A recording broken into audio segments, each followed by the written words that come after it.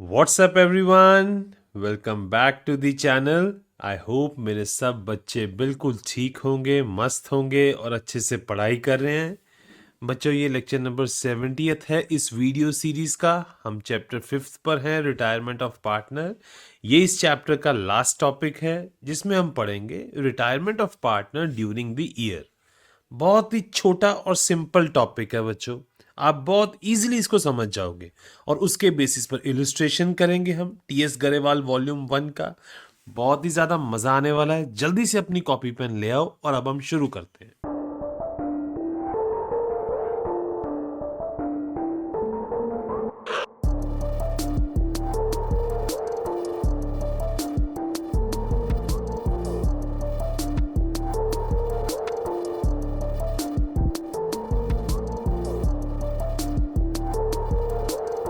बच्चों, क्या होता है नॉर्मली, रिटायरमेंट हमेशा प्लान्ड होती है। रिटायरमेंट इज ऑलवेज प्लान्ड, ठीक है, और वो फाइनेंशियल ईयर के एंड में होती है। फॉर एग्जाम्पल, ये जैसे सपोज 25-26 चल रहा है ना, ये 25-26 चल रहा है, तो रिटायरमेंट नॉर्मली होगा 31 मार्च 26, ठीक है।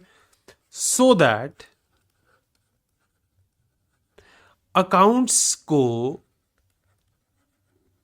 एक ही बार बनाना पड़े, एक ही बार बनाना पड़े, क्योंकि अगर बीच में रिटायरमेंट हो जाएगा तो तब भी अकाउंट्स बनाने पड़ेंगे, तो ज़्यादा प्रॉब्लम क्रिएट होता है।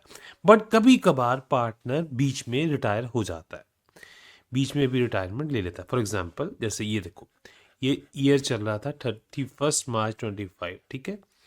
अब ये पार्टनर ने 30 जून को ही रिटायरमेंट ले लिया, 30 जून को भी। इसने यहां तक का वेट भी नहीं करा, ठीक है।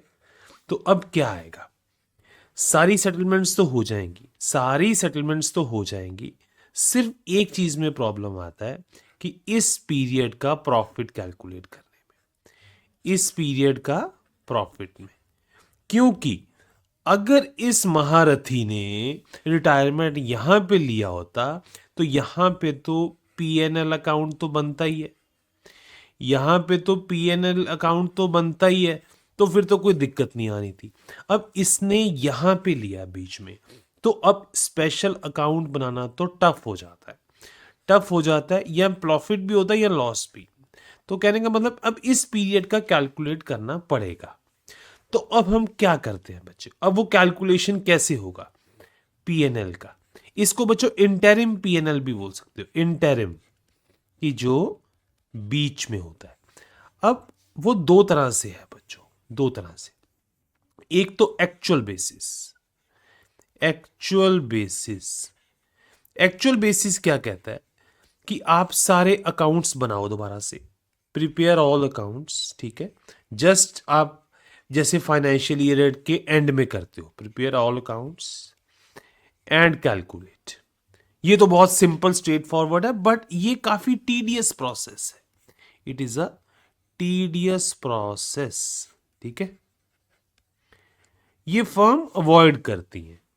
सेकंड कॉन्सेप्ट है वो है एस्टिमेटेड, एस्टिमेशन, एस्टिमेटेड बेसिस पर, ठीक है। नॉर्मली यही करा जाता है, नॉर्मली यही करा जाता है। इसमें क्या होता है बच्चों, देखो, हम एस्टिमेशन कैसे कैसे कर सकते हो, हम लास्ट ईयर का प्रॉफिट देख लेते हैं, लास्ट ईयर का प्रॉफिट देखते हैं बच्चों, पीएनएल, और उसके अकॉर्डिंग ही हम मानते हैं कि अब हुआ होगा। जैसे पास्ट 12 मंथ्स का गिवन होगा और अब ये कितने महीने में रिटायर हो रहा है, 4, 5, 6, 3 महीने बाद, तो 3 महीने का कितना प्रॉफिट होगा। बट इस केस में ये एज्यूम करा जाता है कि जो पीएनएल है वो यूनिफॉर्म डिस्ट्रीब्यूशन है उसका, एक मिनट, स्पेलिंग गलत हो गई, यूनिफॉर्म डिस्ट्रीब्यूशन, यूनिफॉर्म डिस्ट्रीब्यूशन है, ठीक है। लास्ट ईयर इनका पीएनएल देख लो, उसके अकॉर्डिंग ही आप जितने महीने इसके बनते हैं उतने महीने का पीएनएल कंसीडर कर लो, ठीक है। या एक ऑप्शन क्या है बच्चों, लास्ट कुछ ईयर्स का, लास्ट 3 to 4 ईयर्स का एवरेज देख लो बच्चों, एवरेज देख लो, तो जितना आएगा उसके कॉरस्पॉन्डिंग आप इसका चेक कर लो। या एक मेथड आता है बच्चों सेल्स के बेसिस पर, सेल्स के बेसिस पर पास्ट, मान लो लास्ट ईयर थी, लास्ट ईयर की सेल थी 10 करोड़ की, ठीक है, प्रॉफिट हुआ 1 करोड़, मीन्स 10% है ना प्रॉफिट मार्जिन या सेल मार्जिन जिसको आप बोल सकते हो 10% है। अगर 10 करोड़ सेल थी तो 1 करोड़ प्रॉफिट था, ठीक है। तो आप यहां तक की सेल तो इजीली निकाल सकते हो ना, एक्चुअल सेल तो निकल जाएगी।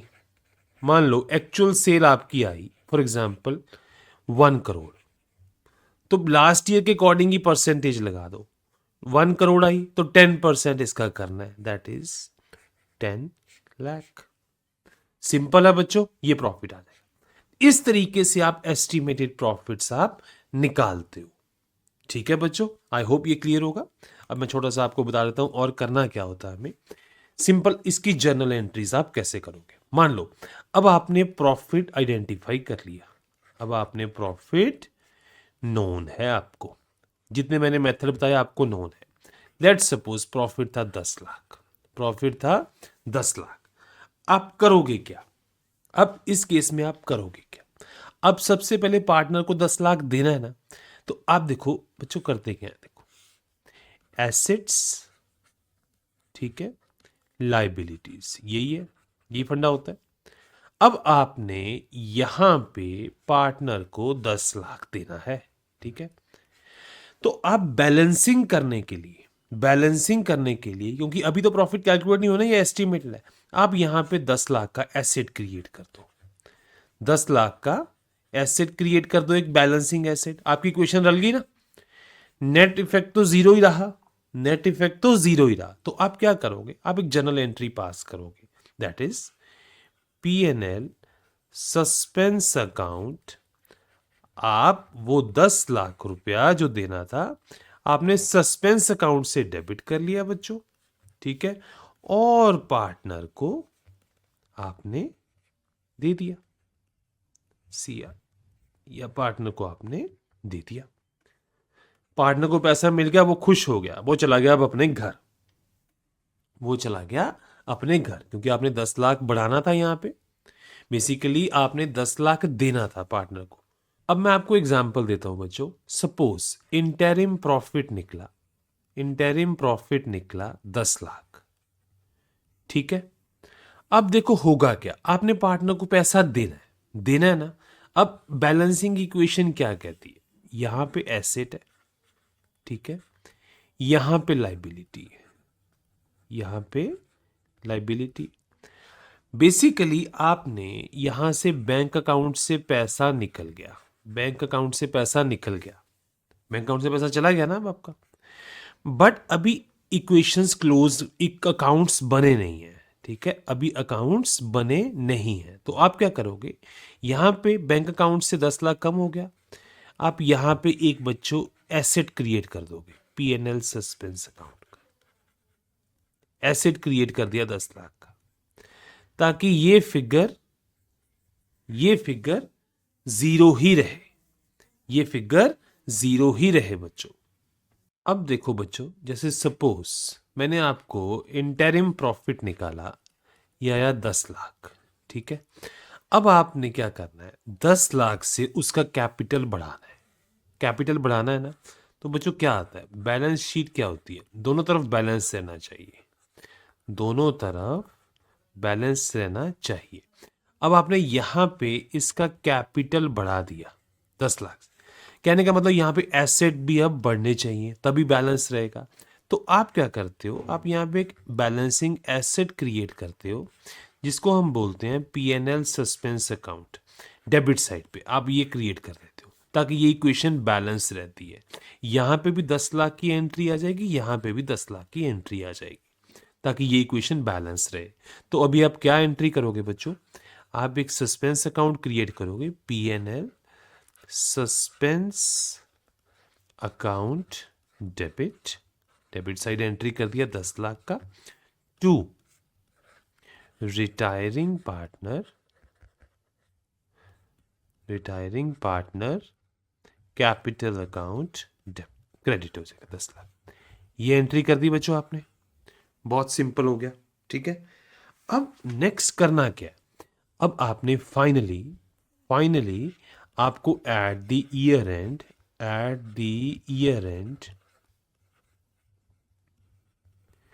ये क्लोज भी करना है, इसको क्लोज भी करना है, पीएनएल सस्पेंस को क्लोज भी करना है। ठीक है, तो इसको क्लोज करने के बच्चों दो मेथड है। पीएनएल सस्पेंस को दो तरीके से आप क्लोज कर सकते हो। फर्स्ट ऑफ ऑल, अगर तो न्यू पीएसआर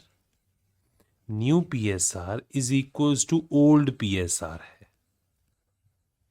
तो कुछ और मेथड है। अगर new not equals to old है तो कुछ और है। ये क्या कहना चाहता है, लेट्स सपोज 1:2:3 है, ये रिटायर हुआ, तो अगर तो न्यू 1:3 ही है ओल्ड के जितना तो ये चलेगा।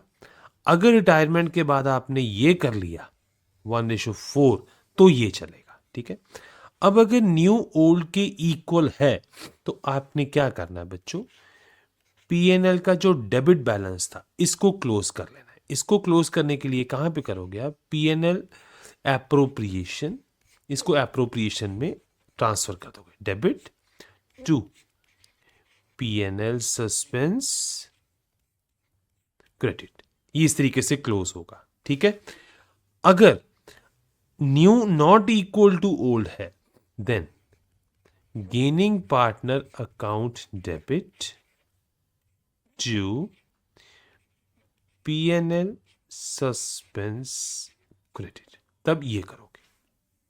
ठीक है बच्चों, ये तो बहुत इजी है कि एप्रोप्रिएशन से आपने उतना प्रॉफिट, आपने जितना पैसा दिया था वो एप्रोप्रिएशन से आपने माइनस कर लिया और बाकी आपने डिस्ट्रीब्यूट कर दिया। ये तो बहुत इजी है। ठीक है, अब इस केस में क्या है, इसको आप कंबाइन कर सकते हो कि देखो सबसे पहली एंट्री क्या करी थी, PNL debit to retiring partner, बाद में क्या करी, gaining partner debit to PNL suspense credit.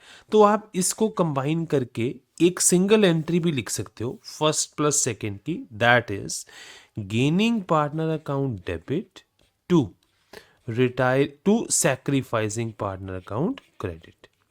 Simple, ये भी कर सकते हो आप। ठीक है बच्चों, बहुत क्लियर है। और अगर बच्चों कहीं भी कोई दिक्कत आए ना, कहीं भी कोई दिक्कत आए तो आप सिंपल फंडा याद रखना है। देखो मान लो इस पॉइंट यहां से शुरू हुआ, ये है 31 मार्च 25, ठीक है, 30 जून को रिटायर हुआ। ठीक है, आपको मान लो एबीसी है, ठीक है, 1:1:1 प्रॉफिट था, इनका पीएसआर था, मान लो यहां का टोटल प्रॉफिट था 12 लाख। ठीक है, ये बी रिटायर हो रहा है। ठीक है, ये बी रिटायर हो रहा है, तो अब हमने क्या निकालना है, हमने तो एक्चुअल डिस्ट्रीब्यूशन करना है ना। अब ये यहां पे गया, लेट्स सपोज 31 मार्च 26, ठीक है, अब यहां का प्रॉफिट है, लेट्स सपोज यहां का टोटल प्रॉफिट है 30 लाख, यहां का टोटल प्रॉफिट है 30 लाख। अब हमारा इशू पता क्या है कि इस सिनेरियो में ए बी सी को एक्चुअल मिल जाए, ए बी सी को एक्चुअल सही पता लग जाए कि उनका कितना कितना बनता था। ठीक है, तो बच्चों आप सिंपल क्या कर सकते हो कि ये 30 लाख का 30 लाख न्यू पीएसआर के अकॉर्डिंग डिस्ट्रीब्यूट कर दो। लेट्स सपोज न्यू पीएसआर था मान लो 1:2, तो आप क्या करोगे, बी रिटायर हो गया ना, तो बचा ए और सी। ठीक है, तो ए को दे दो 1/3 ऑफ 30 लाख, ठीक है, और सी को दे दो 1:2 है ना, 2/3 ऑफ 30 लाख। ठीक है, that is it comes out to be 10, it comes out to be 20 lakh. ये दे दिया, अभी क्लोज नहीं हुआ बात, अभी बात क्लोज नहीं हुई। क्यों, क्योंकि इस 30 लाख में ये 12 लाख भी था, ये 12 लाख भी आपने 1:2 के अकॉर्डिंग एडजस्ट करा, जबकि ये 12 लाख 1:1:1 के अकॉर्डिंग एडजस्ट होना बनता था। ठीक है, तो इस गलती को एडजस्ट करने के लिए आपको क्या करना पड़ेगा बच्चों, gaining partner account debit to sacrificing partner account credit करना पड़ेगा, क्योंकि ये 12 लाख हुआ इससे है इसमें, बट करना था इसमें, तो देयरफॉर इसकी एडजस्टमेंट करनी पड़ेगी हमें। जब ये आप करोगे ना बच्चों, तब आपका आंसर आ जाएगा। अब आप करके देखो, जैसे कैसे 12 लाख है, 12 लाख। अब गेनिंग पार्टनर देखते हैं, ए का क्या पोजीशन है बच्चों, ए की 1/3 था इनिशियली, 1/3 से चला गया कितने पे, फाइनली 1/3 पे, तो नो चेंज, ए का तो कुछ भी नहीं हुआ। बी का 1/3 था, फाइनली 0 पे, तो बी को तो लॉस हुआ है, बी को तो 1/3 का लॉस है, दैट इज कितने का लॉस है, -4 लाख का, तो बी को तो 4 लाख मिलेगा। सी को देखो बच्चों, 1/3 था, फाइनली चला गया 2/3, दैट इज 1/3 का गेन है। इट मीन्स सी के अकाउंट से पैसा निकलेगा, इसमें आ जाएगा गेनिंग पार्टनर में सी, दैट इज 4 लाख, और ये बी को दे दिया जाएगा 4 लाख, ठीक है। इट मीन्स सी के अकाउंट से निकाल लो 4 लाख बच्चों, तो नेट कितना रह गया सी के पास, 16 लाख, और बी को 4 लाख दे दो बच्चों, तो कितना आ गया 4 लाख। तो ये डिस्ट्रीब्यूशन आएगा बच्चों, बी को 4 लाख, ए को 10 लाख, और सी को 16 लाख, ये आएगा। एक मेथड तो बच्चों ये है। सेकंड मेथड आप क्या कर सकते हो, अगर आपको ये भी थोड़ा सा टफ लगा, तो आपको आपका भाई एक और सिंपल मेथड देगा। वो क्या है, आप इतने पोर्शन का अलग कैलकुलेट कर लो, इतने पोर्शन का अलग कैलकुलेट कर लो। अब इतने पोर्शन का कैलकुलेट करके देखते हैं, इतने पोर्शन का देखो, करके देखो क्या है। इतने पोर्शन में प्रॉफिट है कितना, 30 - 12 लाख, दैट इज 18 लाख का प्रॉफिट है इतने पोर्शन का। 18 लाख का प्रॉफिट राइट किसका, ए और सी का, तो ए को कितना मिलेगा बच्चों, 1/3 of 18 lakh, that is 6 lakh, और बी को कितना मिलेगा बच्चों, 2/3 of 18 lakh, that is 12 lakh. इतने पोर्शन का ये आ गया, और इतने पोर्शन का आप ओल्ड रेशियो के अकॉर्डिंग कर लो बच्चों। सेकंड करके देखो, ए कितना आ जाएगा, 1:1 इक्वल है ना, तो 4 आएगा। ए का भी 4, बी का भी 4, सी का भी 4, तो टोटल कितना आ जाएगा बच्चों, करके देखो। ए का कितना आ गया, 6 + 4 10 लाख, बी का कितना आ गया बच्चों, 12 + 4 16 लाख, और सी का कितना आ गया बच्चों, 4 लाख। देखो सेम ही आ गया आंसर, सेम ही आ गया। चाहे जिस मर्जी मेथड से कर लो, चाहे आप बाय पार्ट्स कर लो, चाहे आप इस तरीके से कर लो, आपका आंसर सेम ही आएगा। दोनों मेथड से सेम ही आएगा। आपको कॉन्सेप्ट पता होना चाहिए कि आप चाहे 30 लाख को पूरे इस पे लगा दो, बट 30 में से 12 तो था वो ओल्ड के अकॉर्डिंग लगना था, तो हमने गेनिंग टू सैक्रिफाइसिंग कर दिया, या आपने इंडिविजुअली कैलकुलेट कर दिया, तब भी एक ही बात है, ठीक है। आई होप ये छोटा सा कॉन्सेप्ट आपको क्लियर हुआ होगा। अब जल्दी से मूव ऑन करते हैं बच्चों थ्योरी की तरफ, जो मैंने आपके लिए बना रखी है ऑलरेडी। देखो, normally partner retires on the first day of the accounting year, ठीक है, फिर तो कोई प्रॉब्लम नहीं होता, फिर तो सारी कैलकुलेशंस इजी हैं, बिकॉज तब तो कैलकुलेशन होनी ही होती हैं। बट अगर मिड ईयर में आए तब हमें देखना पड़ेगा, और मिड ईयर का प्रॉफिट लॉस को हम इंटरिम प्रॉफिट लॉस बोलते हैं बच्चों, ठीक है। बाकी सारी एडजस्टमेंट्स तो आप कर ही लोगे, रिजर्व्स वगैरह का कोई इशू नहीं है, मेनली इंटरिम प्रॉफिट की बात आती है। तो वो कैलकुलेट करने के लिए बच्चों मैंने आपको बता ही दिया है, या लास्ट ईयर का प्रॉफिट देख लो, या लास्ट ईयर कुछ ईयर के एवरेजेस देख लो और उसके अकॉर्डिंग निकाल लो, या सेल्स पे डिपेंड है, लास्ट ईयर की सेल देखो और प्रॉफिट देखो, जितना प्रॉफिट परसेंटेज आएगा करंट ईयर पे भी उतना अप्लाई कर दो बच्चों। अब एग्जाम्पल लास्ट ईयर का प्रॉफिट के लिए देखो, पिछले साल का प्रॉफिट था 2,40,000, ठीक है। अब पार्टनर रिटायर हुआ 30 जून को। अब पिछले साल का अगर 3 महीने का प्रॉफिट देखो, 3 महीने का प्रॉफिट देखोगे तो आप निकालो, 12 महीनों का है 2,40,000, देखो 12 महीनों का है 2.4 लाख, और 3 मंथ्स का कितना आएगा बच्चों, 2.4 divided by 12 into 3, that is, करके देखो बच्चों, 0.6 लाख, 0.6 लाख दैट इज 60,000, ये आ जाएगा टोटल प्रॉफिट। ठीक है, अब ए को कितना मिलना था, 3/10 ऑफ द शेयर, तो 3/10 ऑफ द 16,000 इज 18,000 आ जाएगा बच्चों। बहुत सिंपल है। ठीक है, इस तरीके से। अब एवरेज के अकॉर्डिंग भी कर सकते हो आप, एवरेज के पिछले 3 साल की एवरेज गिवन है, अगर लॉसेस होंगे तो माइनस होगा बच्चों। अब लॉस ज्यादा है तो ये लॉस आ जाएगा, तो वो लॉस डिस्ट्रीब्यूट हो जाएगा बच्चों जितना उसका बनता होगा। ठीक है, सिंपल है। अगर सेल्स के अकॉर्डिंग देखना है तो वो भी कर सकते हो।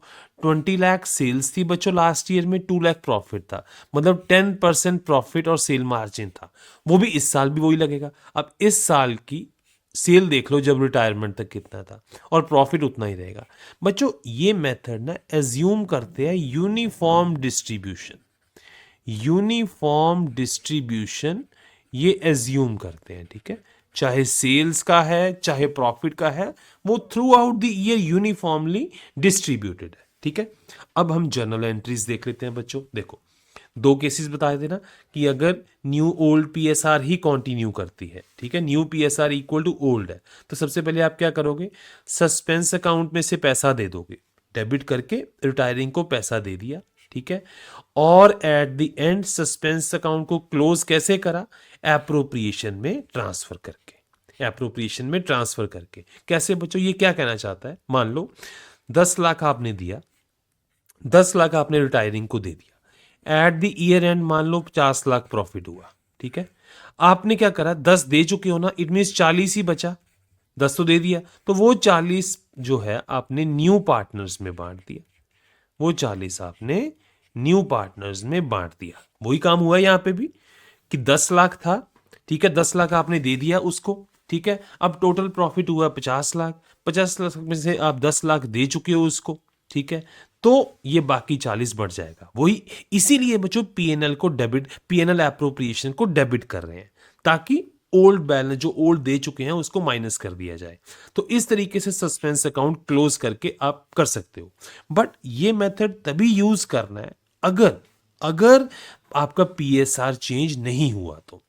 पीएसआर चेंज होगा तो मैंने आपको बताया हुआ है, गेनिंग टू सैक्रिफाइसिंग, सिंपल। और अच्छा बच्चों, अगर लॉस होगा तो, लॉस होगा तो पार्टनर से पैसा लेना पड़ेगा, लेना पड़ेगा तो उसका अकाउंट डेबिट कर दिया, पीएनएल सस्पेंस को देना पड़ेगा तो उसको क्रेडिट कर दिया बच्चों। और एट द ईयर एंड पे इसको क्लोज करने के लिए आपको पीएनएल एप्रोप्रिएशन को क्रेडिट करना पड़ेगा, मतलब उल्टा चल पड़ोगे आप। ठीक है, अब नेक्स्ट केस देखते हैं जिसमें पीएसआर चेंज होगा। ठीक है, तो एंट्री क्या होगा बच्चों, अब पीएनएल सस्पेंस अकाउंट की एंट्री आप कर चुके हो पहली, डेबिट वाली, मतलब आप ऑलरेडी पैसा दे चुके हो, ठीक है ना, सैक्रिफाइसिंग को। तो अब ये एंट्री है क्लोजिंग की, क्लोजिंग की है ये, तो क्लोज करने के लिए इसको क्रेडिट कर दोगे। और डेबिट, डेबिट पीएनएल एप्रोप्रिएशन को नहीं करना बच्चों, डेबिट करना है गेनिंग पार्टनर अकाउंट को। ठीक है, तो ये 2 एंट्रीज की बजाय आप सिंगल एंट्री भी कर सकते हो, that is gaining partner debit to retiring partner credit, ये सिंगल एंट्री भी हो जाएगा बच्चों। तो लॉस के केस में वो वैसे ही, अगर सस्पेंस को क्लोज करना है तो डेबिट करोगे, गेनिंग पार्टनर के कैपिटल अकाउंट को क्रेडिट करोगे, या अगर सिंगल एंट्री पास करनी है तो बच्चों सैक्रिफाइसिंग पार्टनर का अकाउंट डेबिट हो जाएगा और गेनिंग पार्टनर का कैपिटल अकाउंट क्रेडिट हो जाएगा। ये सिंगल एंट्री भी आप कर सकते हो। ये 2 एंट्रीज वाला मेथड है बच्चों, इसमें एक एंट्री आप पहले कर चुके हो सस्पेंस की। ठीक है, अगर वो भी नहीं करनी ये भी नहीं करनी तो आप ये सिंगल एंट्री करो बस। सिंपल याद रखना बच्चों, अगर पीएसआर चेंज होती है तो गेनिंग टू सैक्रिफाइसिंग की एंट्री होगी, अगर चेंज नहीं होती तो सिंपल आपने एप्रोप्रिएशन से डेबिट कर देने हैं पैसे, और जो बैलेंस आएगा वो डिस्ट्रीब्यूट हो जाता है। ठीक है, अब एक बार क्विक रिकैप कर लेते हैं। अगर रिटायरमेंट मिड ईयर में हो तो लॉसेस वो कैलकुलेट करने पड़ते हैं, वो आप लास्ट ईयर के प्रॉफिट से भी कर सकते हो, एवरेजेस से भी कर सकते हो, और लास्ट ईयर की सेल्स के थ्रू भी कैलकुलेशन कर सकते हो। इसके लिए आपको सस्पेंस अकाउंट क्रिएट करना पड़ता है, सस्पेंस अकाउंट क्रिएट करना पड़ता है, पहले पैसा वहां से चार्ज करते हो और ईयर एंड पे उसको आप क्लोज कर देते हो। ये भी एक तरह से बच्चों नॉमिनल अकाउंट है, ये क्लोज हो जाता है, ये भी एक नॉमिनल अकाउंट है, ये क्लोज होगा। ठीक है, अगर चेंज होगी तो आप किस तरीके से करोगे, फिर आप debit, gaining partner debit to sacrificing credit, gaining ratio के अकॉर्डिंग आपको करना पड़ेगा। ठीक है बच्चों, चलो अब एक छोटा सा इलस्ट्रेशन देख लेते हैं। 3 पार्टनर्स हैं बच्चों, ठीक है। 753 PSR था इनका। Profit for the year and 1,80,000 था, ठीक है। शान देखो रिटायर हुआ 31 जुलाई को, मतलब अप्रैल मई जून जुलाई 4 मंथ्स का बात है, 4 मंथ्स की, ठीक है। शान है आपका ये बीच वाला, ठीक है। तो अब आपने निकालना है, प्रॉफिट निकालना है। 2 केसेस हैं बच्चों, दोनों ही हैं। एक में PSR चेंज नहीं हुआ, एक में PSR चेंज हो गया 1:1 में। तो बच्चों बहुत सिंपल है, जिसमें चेंज नहीं हुआ, सबसे पहले देखो, पहले तो 4 महीने का प्रॉफिट तो पहले निकाल लो क्या है। 4 महीने का प्रॉफिट आएगा आपका टोटल 60,000, जिसमें से एस्टिमेटेड शान को कितना मिलना था बच्चों, शान को मिलना कितना था, पर 20,000, ठीक है। यही 20,000 मिलना था ना। अब एक बार हम ना गेनिंग रेशियो सैक्रिफाइसिंग कैलकुलेट कर लेते हैं, चाहे वो सेकंड पार्ट में यूज होना है, पर हम कैलकुलेट कर लेते हैं एक बार, ठीक है। तो अंकित और लवित की आ गई 1/30 1/9, दैट इज 1:9 आ गया बच्चों, 1:9, ठीक है। तो अब जो 20,000 है, अगर PNL चेंज, अगर PSR चेंज नहीं होता, PSR चेंज नहीं होता तो सिंपल एप्रोप्रिएशन से आप माइनस कर दोगे। अगर चेंज हुआ तो गेनिंग टू सैक्रिफाइसिंग, ठीक है। तो अब देखते हैं क्या आएगा। Profit and loss suspense account debit 20,000 उसको दे दिया, ये एंट्री तो क्लियर होगी, ये एंट्री तो कोई दिक्कत नहीं है, ठीक है। अब अगर PSR चेंज हुआ, चेंजेस टू 1:1, तो आपके पास क्या तरीके हैं बच्चों, क्या तरीके थे। Profit and loss suspense account को क्लोज कर दो और गेनिंग पार्टनर से पैसा ले लो। अब एक बार देख लो बच्चों, फर्स्ट केस देखते हैं। फर्स्ट केस में क्या आएगा, रेशो चेंज नहीं हुआ, तो आपने क्या करा, PNL सस्पेंस अकाउंट से पैसा डेबिट कर लिया 20,000 और रिटायरिंग पार्टनर को 20,000 दे दिया, और ईयर एंड पे आप इस अकाउंट को क्लोज कर दोगे बच्चों, ईयर एंड पे, और एप्रोप्रिएशन में पैसा डाल दोगे, ठीक है। एप्रोप्रिएशन से डेबिट कर दोगे। ये तो आ गया केस फर्स्ट। सेकंड केस में क्या हुआ बच्चों, प्रॉफिट PSR चेंज हो गया, तो एक मेथड तो क्या है, PNL सस्पेंस के थ्रू पैसा निकाल लो और रिटायरिंग को दे दो। और बाद में सस्पेंस को क्लोज कैसे करना है बच्चों, सस्पेंस को क्लोज करने के लिए आपने गेनिंग पार्टनर से गेनिंग रेशियो के अकॉर्डिंग ले लेना है, ठीक है। अब गेनिंग रेशियो बेटा 1:9 आया था, 1:9 आया था, ठीक है। तो उसके अकॉर्डिंग निकल जाएगा, या आप सिंगल एंट्री भी पास कर सकते हो, gaining to sacrificing, gaining partner to sacrificing, आप सिंगल एंट्री भी पास करके कर सकते हो, ठीक है। बहुत इजी है बच्चों। चलो अब आगे चलते हैं। अब थर्ड एक मेथड था, ये तो था एस्टिमेशन, कि हमने एस्टिमेशन के थ्रू निकाला, ठीक है, कि जो profit till date of retirement estimation करा। अब आप एग्जैक्ट भी कर सकते हो, ये थोड़ा टीडियस मेथड है बच्चों, इसमें आपको फाइनेंशियल स्टेटमेंट्स बनानी पड़ेंगी। आप फाइनेंशियल स्टेटमेंट्स प्रिपेयर करोगे टिल डेट ऑफ रिटायरमेंट, ठीक है। तो आप सिंपल है, फिर तो जैसे आपकी ईयर एंड पे फाइनेंशियल स्टेटमेंट बनती थी और प्रॉफिट एंड लॉस डिस्ट्रीब्यूट होता था, वैसे इस केस में भी हो जाएगा बच्चों। बट ये एस्टिमेशन नहीं रहेगा, ये एग्जैक्ट मेथड रहेगा, ठीक है। If financial statements are prepared up to the date of retirement date, the retirement partner gets his exact share बच्चों, ये एस्टिमेटेड शेयर नहीं आएगा, ठीक है। तो उसमें फिर एंट्री क्या आएगा बच्चों, सिंपल है, फिर तो एप्रोप्रिएशन जैसे आप करते हो, appropriation debit to all partner account credit हो जाएगा बच्चों। और अगर लॉस आया तो ऑल पार्टनर के सब पार्टनर के कैपिटल अकाउंट डेबिट हो जाएंगे और एप्रोप्रिएशन अकाउंट क्रेडिट हो जाएगा बच्चों, अगर लॉस है तो, ठीक है ना। एग्जाम्पल देखते हैं। ABC 3 पार्टनर है, ये PSR था 3:1, B रिटायर हो गया 30 सितंबर को, फर्म ने फाइनेंशियल स्टेटमेंट्स ही बना ली भाई, बना ली तो कितना प्रॉफिट आया 60,000, 60 आया तो बच्चों 3:1 के अकॉर्डिंग डिस्ट्रीब्यूट कर दो। अगर 60 आया तो 3:1 के अकॉर्डिंग इसको डिस्ट्रीब्यूट कर दो, तो ये आएगा 30 20 10। तो आप PNL एप्रोप्रिएशन अकाउंट को डेबिट कर दिया बच्चों फाइनली क्लोज करने के लिए, और सारा बैलेंस आपने कैपिटल अकाउंट में क्रेडिट कर दिया, ठीक है। बहुत इजी है। अब एक बार क्विक रिकैप देख लेते हैं कि अगर एस्टिमेटेड प्रॉफिट्स हैं, एस्टिमेशन के थ्रू निकालना है तो लास्ट ईयर का देख लो, एवरेजेस कर लो कुछ साल की, गिवन होगा आपको क्वेश्चन में, या सेल्स के थ्रू कर लो। अगर एक्चुअल बेसिस पे करना है तो आपको ये करना पड़ेगा, सारा निकालना पड़ेगा कि सारी स्टेटमेंट्स प्रिपेयर करनी पड़ेंगी, ठीक है। दोनों केसेस के बीच में बच्चों जो रिटायरिंग पार्टनर है उसको उसका शेयर मिलता है ओल्ड PSR के अकॉर्डिंग। अब एक और इलुस्ट्रेशन देखते हैं बच्चों। 3 पार्टनर्स हैं, ठीक है, श्याम ज्ञान पवन, इनका पीएसआर था 753।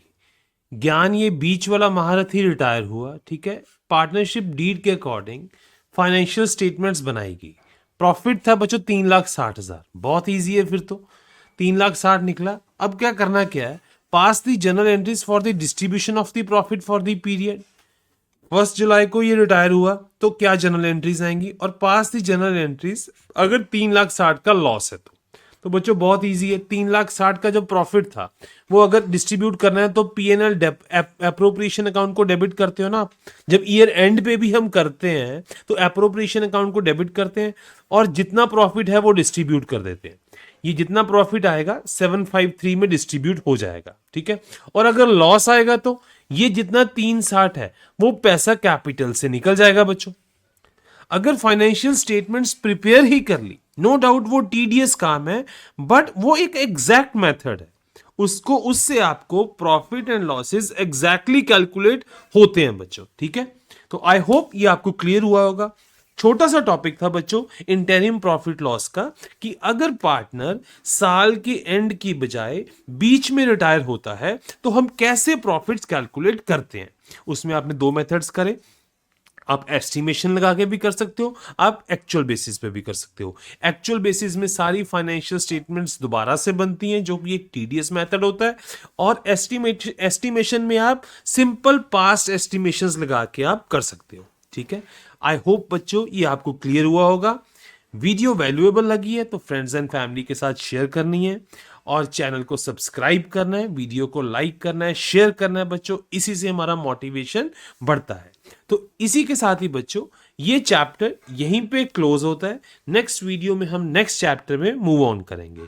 थैंक यू सो मच बच्चों, मिलते हैं नेक्स्ट वीडियो में।